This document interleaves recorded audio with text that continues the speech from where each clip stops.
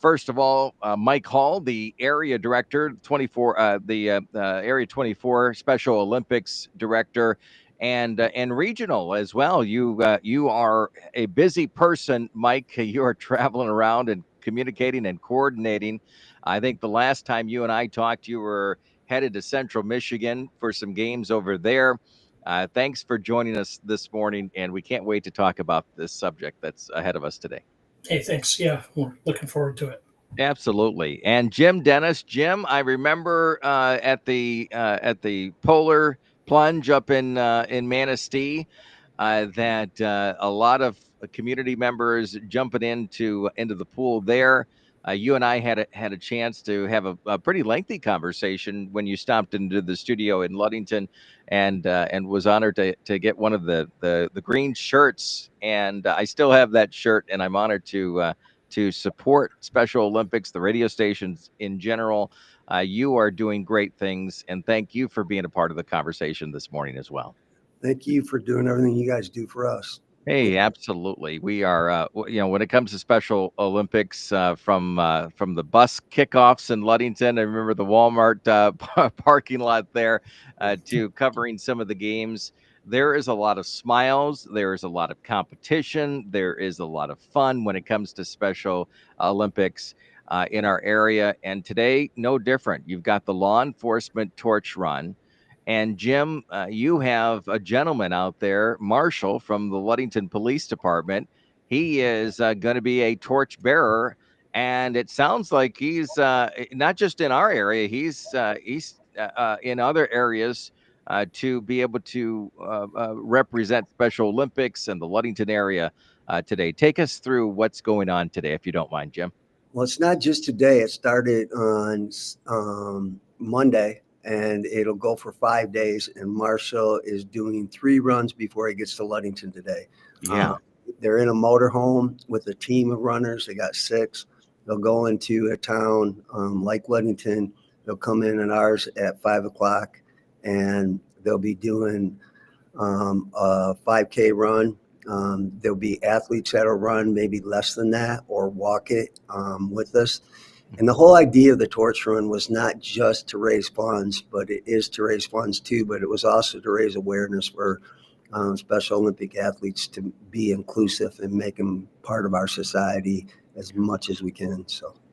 Well, and Mike, from your perspective, it's not everything is handed to the Special Olympians for free. There is a lot of fundraising and a lot of expenses that go into being able to help these athletes out there participate. That's true, and the LETR is a big part of that. Sponsoring this run, the funds flow, to the state level, and the state, sponsors a lot of the events that we participate with little cost to us in the area, such as summer game housing. Some of the basketball tournaments, throughout the year, they sponsor the event and lunches, and that comes to us through some of the funding from the LETR. So it's really a great event and really helps us out a lot. And Jim and the guys are great. Yep. Yeah, and Jim, you have participated yourself, not just helping organize and plan. This has been something where you've laced up your shoes. You've had an opportunity to do this for multiple years. What's that been like as a former corrections officer here in Michigan? Now somebody that is leading the torch run organization. What was that like when you were doing it? Well, I started and it already been in about 20 years, but in 2008, I got an email across my desk asking me to join the torch run or anybody that was interested. And I was an avid runner at the time. And it's the central route run is from Carper Harbor in Sterling Heights, a 750-mile relay that goes throughout the state to Sterling Heights in 5 days. And to do that, there's 3 teams of runners: the Department of Corrections, which I was on, the state police, and the Fraternal Order Police. And each team in the motorhome has 6 runners, and you're running a 30-mile leg, and you're running 5 miles at a clip, and you're asked to run at least 8-minute mile pace. Okay. And some might do it faster, some might do it a little slower, but as a team, you're trying to get that 30 miles in. Then you jump in a motorhome, you leapfrog 60 miles ahead. So you're getting and you try to get like 4 hours of sleep and you're back out doing it again. Wow. You just keep doing it and doing it. On the same time we're doing that, though, there's also what Marshall is doing is there's two other teams, one in the UP and one in the Lower Peninsula, that leapfrog throughout the state, but they're a 6-member team that go and do community runs within a community. So then in Ludington, they'll be there at 5 o'clock, but he'll be doing 3 of those runs today at different times of the day. And that's how it goes. I was in 2008, I did it. And while I was on the run, they told me that to get this honor, you have to raise funds all year long. And they told me about this polar plunge event. And that's why I started the next year in Greenville, or Stanton, Michigan at the time, and then moved to Greenville. And then when I moved back home to Ludington in 2016, we started it back up there. We had that event for 3 years beforehand. Well, we actually started the torch run. We had, before COVID, we had 3 community runs in town. And then we had 3 polar plunges after that before COVID hit. And then it started back up again. And now Marshall this year, who's out there doing the polar plunge with me, he wants to bring the community runs because he's a real avid runner. Mm-hmm. And uniting his passion with his job and one of our big fundraisers, the Special Olympics. And he brings all that together with this, and he's doing an incredible job bringing this to Jamesport and Ludington. I know he wanted me to tell you that the officers that are there with him in Ludington are getting behind him. Chief Jones is behind this event really big time, and it's really nice to hear that. Getting all that support from law enforcement to bring Special Olympic athletes as much as we can bring them. Well, running an 8-minute pace, obviously it's not just kind of like a fun run. It's something where they have to stay on track, especially with that pace per mile. Yeah. Mike, from the athlete's perspective, from the family's perspective, to see these members of law enforcement and others out there doing this, what is that reaction like? What are the comments that you hear from them? Well, I think our athletes are really appreciative of anyone who supports them. You know, for our athletes, Special Olympics, and I'm interjecting this a little bit, but I think it's some of the biggest things they do in the year. It's the most important thing, going to the summer games and going to events. It's really meaningful for them. And Jim mentioned a little while ago, how COVID kind of slowed things down. And for Special Olympics, as I bring this conversation kind of to the community level with this community run tonight, our area and all the areas were, significantly, hindered based on COVID. People didn't get registered, and really things fell apart for a few years with Special Olympics and competitions. And over the last, 5 or 6 years, that's been growing dramatically. Our area, for instance, has gone from maybe 30 athletes after COVID to we're close to 60 participating athletes, and we've added, a number of sports. So as far as appreciating the community fundraising, it's really important to us. We've added track and field again. A lot of these sports we did pre-COVID, but until we got the numbers up and the funding back in place, it's kind of a slow ramp. So we started track and field again. We've started 2 swim teams again, and we added unified bowling as a new sport for us that we're doing both in Ludington and Manistee. Area 24 comprises Manistee, Lake, and Mason County. So we cover those areas, and so we added the 2 unified bowling teams, and then we also started a new program called SoMe Fit, which allows the athletes to learn about, proper nutrition and exercise and things like that. So we have a lot lot of new things going that of course requires some funding and uniforms and equipment, and so they're greatly appreciative of this kind of thing. So I And hope. Jim, we're going to break down the times and location and all of that. But I'll ask this question, Mike, before we do that, because the bigger picture of this too is that we want the community to be able to come out tonight and support through fundraising and supporting the athletes. How much has Special Olympics and the communities in general come together? The information that is out there, because sometimes we see the athletes and they're heading off to competition or to an event, but we want to make sure that the community is intertwined in that and supporting them all the way. Is there still effort that we have to do in general, or do you see that the community is very much in support of our Special Olympians?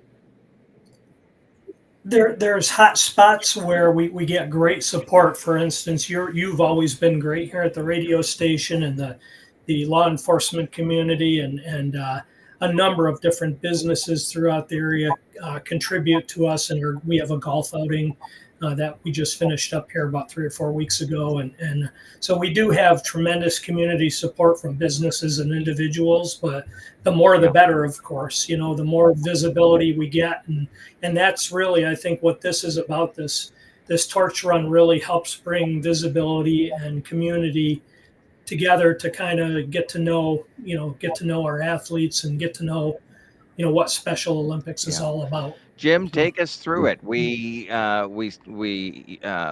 You've been communicating with Marshall back and forth throughout this effort. He is starting in, I think, in the Jackson area right now, and before we know it, he'll be in the Ludington area later this afternoon. Break it all down for us. How can we be a part of it? How can the community come out and support? So you can register. You can register to sign up for it, the torch run, and do the torch run, and that's at 5 o'clock. The run will start. I got the the run's going to start. Sorry about that. That's okay. And the run will start the 5:30 check-in and 6 p.m. start, and that $30 includes the annual LETR T-shirt, and that'll be a full run. Even though there'll also be athletes running there too, and that may be a slower run that goes alongside of the torch run, and that might be the way the community runners that are coming in are running that with them. Okay. But Marshall set this up to be an actual 5K. Yeah. And there's a $10 dog registration where they get an LETR bandana. Oh, great. Okay. So Well, then, that'll be neat. yeah, but you can also support us by going out to Jamesport tonight, and we have a tip-a-cop. And what a tip-a-cop is, will give you more information, the information we're giving you here, but we got literature there that will tell you about what we do with LETR and what Special Olympics does. There'll be other T-shirts possibly for sale. And then you can also tip a cop. They'll come around your table and talk to you about what LETR is all about. And that's from 6:30 to 10 o'clock tonight at Jamesport.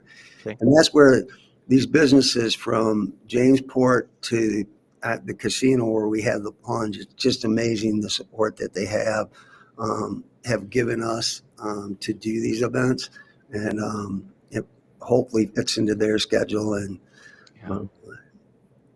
Well, and the event, and it sounds like it's very much supported, obviously, by Ludington Police Department, local law enforcement. And one of the questions I wanted to ask you before we wrap up, Jim, when you were out there as a former law enforcement officer in the corrections department here in Michigan, and I asked Mike sort of the reaction from the parents and from the athletes, but from the law enforcement standpoint, when you're running at that 8-mile clip, when you're out there and you're holding the torch and you're interacting with community members, and especially Special Olympians that come out and interact with you, what is that like for marshal, for those law enforcement officers? What's going through their mind when they are going from point A to point B? The runs on their mind, and the idea of sleep and everything, how it's coming down. But I think the athletes, the connections you make with certain athletes. I met an athlete from Traverse City that was 26. I was 48 when I first started running it, and the athlete himself could outrun any of us on our team. So you think of an athlete, Special Olympics, some people might have this image in their mind at the kids, but at summer games, which Mike has talked about, I had an 84-year-old guy doing horseshoes. Yeah. And they're indigent throughout their life, even though I've never met a Special Olympic athlete that doesn't want a job. So if there's a job out there that you would want them to do and they could do for you, they want to work, but a lot of times they don't have the funds themselves. So that's why we raise the money. Yeah. And so you got this wide range of feelings. I remember the athlete I was talking about, he would talk about the highs, and he had it all down and how beautiful he did it about the highs in life. It's just like running up a hill and getting there, and then you go down low. And he had different perspectives. But we also have some seminars that we go to and conferences.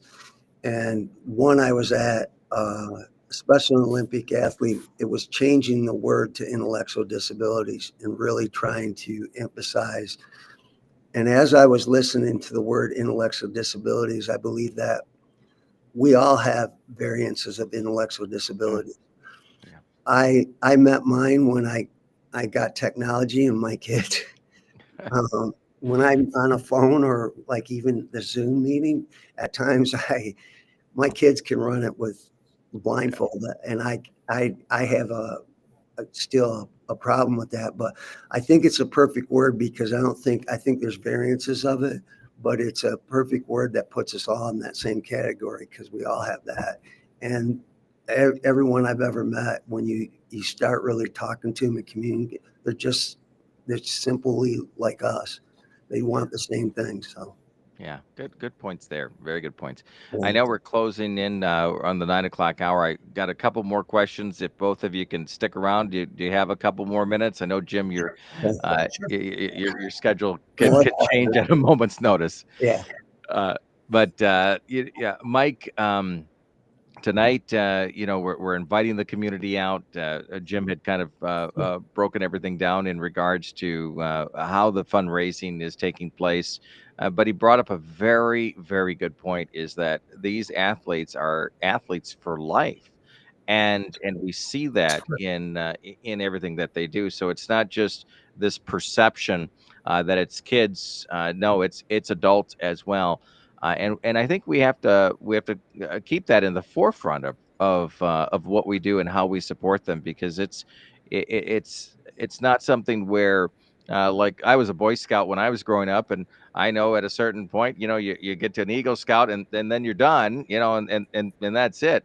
You're an athlete for life.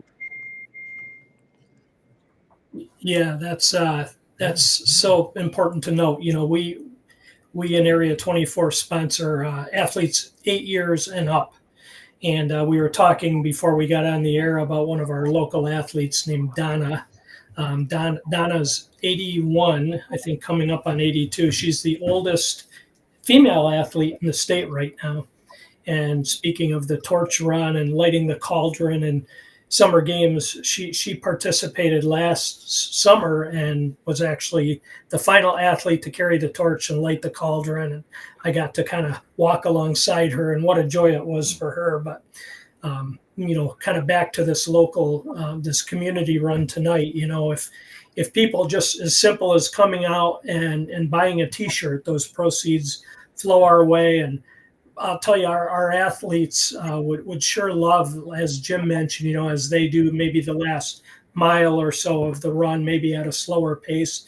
Community members want to come out and get to see some of the athletes that are participating and, jog alongside them. It would be wonderful. My son's going to do it, as well as a number of other of local athletes are coming out tonight, and they greatly appreciate the sports, the sponsorship, and having fans kind of root them on. It's very meaningful for them. They get such a great deal out of the social impacts of Special Olympics. I mean, as I mentioned, it might be the most important social uh, environment for them to participate in Special Olympics and this kind of event tonight. So it's really important to them, and any community members that want to support that are sure welcome. We All sure right, so appreciate it. be at Jamesport by around 5:30 tonight. Event kicks off at 6 p.m. And of course, you can find more information if you head over to the Ludington Police Department Facebook page. They've kept a lot of great communication in the forefront there for those that are on social media. We've got some on our Facebook page, and we'll be talking about this throughout the day. So we're going to have reminders twice an hour throughout the whole day today to invite listeners out to Jamesport this afternoon. Before we let the two of you go, we would not do justice if we didn't tell our listeners and viewers about two other quick events. First of all, Applebee's tomorrow, right, Mike? And then, Correct. Jim, can you give Yep. us a little bit of a preview about the polar plunge as well, and give some details there? Mike, if you want to start. Yeah. Yeah, Applebee's is a pretty straightforward thing. If you come out tomorrow night, I think it starts at 5. I'd have to double check. I believe it's 5. Um, all you have to do is mention that you're here to support Special Olympics, and 20% of the proceeds from the dinner will go to our area.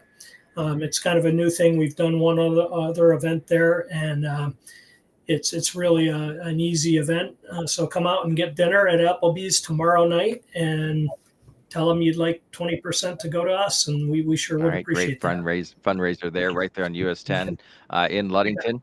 And Jim, what do you You bet. got? That's always a huge event up at the casino. Is that still planned? Are you putting some of those details together? Is it too early to talk about it?